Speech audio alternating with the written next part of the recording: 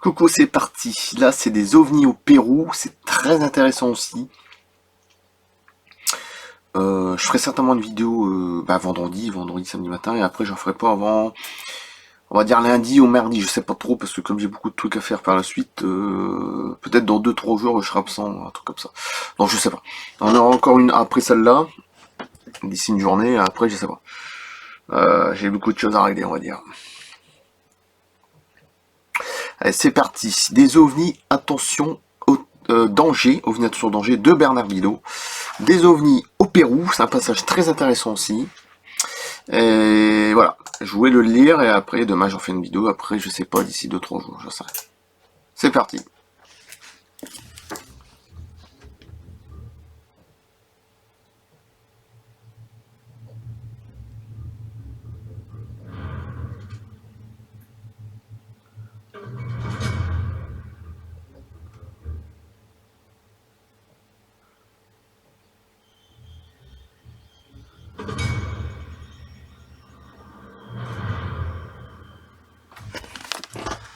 Des ovnis au Pérou, c'est un passage très intéressant aussi, un peu plus court mais c'est pas grave.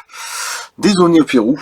Dans le haut-parleur de l'avion, la voix du pilote, Monsieur Sanvinti, annonça subitement « Appel à tous, regardez sur les hublots, par les hublots. Il y a un étrange objet qui nous observe. C'est un ovni.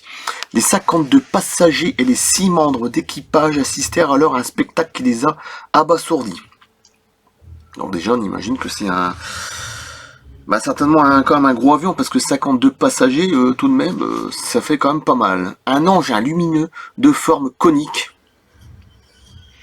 glissait à grande vitesse près de l'avion. Les liaisons radio furent coupées ainsi que les lumières de la cabine. Durant 1 heure, les passagers et l'équipage contemplèrent, dans un mélange de peur, mais aussi d'étonnement, la danse infernale de l'engin autour de l'avion. Beaucoup pensèrent que leur dernière heure était arrivée. L'ovni lançait des vifs éclairs de couleur rouge, orange, bleu, blanche, montait puis descendait, sautant d'un bord à l'autre en passant par-dessus la carlingue. Lorsqu'il fut très près des hublots, les témoins virent que la base de l'engin mesurait environ 70 mètres de diamètre dans sa partie supérieure, ce qui est déjà pas mal.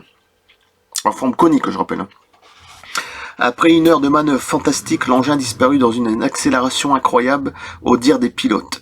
La radio et l'éclairage se remirent immédiatement à fonctionner. Que je rappelle aussi qu'il y a certains engins extraterrestres, et j'ai déjà vu des histoires un peu comme ça, farfelues, je sais plus quoi, ou c'est peut-être Elisabeth de Cayley. Souvent ça fonctionne par pensée télépathique. En fait, les êtres qui sont à l'intérieur, leur vaisseau spatial, il n'y a pas besoin de commande, c'est par la pensée qui téléguide leur vaisseau. Je sais pas, vous imaginez un petit peu l'avance. Quand j'ai mon oncle une fois qui m'a dit, enfin il est décédé malheureusement en 2018 comme mon père, qui m'a dit, qui était un peu passionné aussi par les ovnis, enfin moins que moi, il me disait que les avions, c'était il m'a dit ça comme ça, MERDE, par rapport à un ovni, je peux dire oui, malheureusement oui, il a raison. Sans perdre de temps, le pilote se mit en liaison radio avec la tour de contrôle de l'aéroport de Lima, Pérou, mais alors qu'il était en train d'expliquer ce que les 58 témoins, oui, avec les 6 membres d'équipage, avaient vécu pendant une heure, soudain le mystérieux engin réapparut comme s'il sortait du néant. Cette fois-ci, il n'était pas seul. Il était accompagné d'un second appareil. Alors là, c'est puissant. Les 2 engins se mirent à voltiger autour de l'avion. Les témoins se demandaient s'ils ne vivaient pas un cauchemar. Heureusement, très vite, disparurent pour de bon en accélérant d'une manière hallucinante au dire des pilotes. C'est incroyable parce qu'il revient 1 heure après. C'est bien ça, oui. C'est ça, c'est hallucinant. Avec un double engin. Quelques minutes plus tard, l'avion atterrit à Lima où les services médicaux et les enquêteurs prirent en charge les passagers encore effrayés par ce qu'ils venaient de vivre. Tu m'étonnes. Tous décrivirent de la même façon cette aventure terrifiante. Plusieurs témoins, dont des ingénieurs, façon cette aventure terrifiante. Plusieurs témoins, dont les ingénieurs, des journalistes, avouèrent de ne pas croire à l'existence des ovnis. Alors 2 engins qui réapparaissent, tout va bien, quoi. C'est pas des ovnis, c'est rien, c'est la tempête, c'est des tornades, c'est une grosse mouette géante. Avec eux, c'est toujours incroyable, quoi. Avant cette heure d'épouvante, mais ça me donne envie de rire, presque. Avant même cette heure d'épouvante, mais que dorénavant, ils allaient en parler autour d'eux. Beaucoup de passagers étaient terrifiés et des femmes devenaient hystériques. Faut pas demander ce qu'ils ont vu.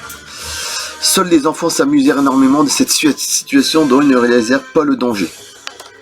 Oui, et là je peux comprendre que les enfants, c'est pas pareil. Et d'ailleurs, on est même des enfants à côté d'eux, hein, nous les adultes. Parce que vu la technologie qu'ils ont, j'ai envie de rire quand je vois des avions de chasse. Non mais c'est pas méchant. Hein. Mais j'ai envie de rire quand même à côté. Hein. Donc voilà, des ovnis au Pérou, c'est très intéressant. Alors elle était pas très longue. Je pense que je vais faire une deuxième. Je vais envoyer par la suite. Comme ça, ce sera pas mal. Ouais, la prochaine, ça sera les ovnis au Danemark. Elle sera déjà préparée.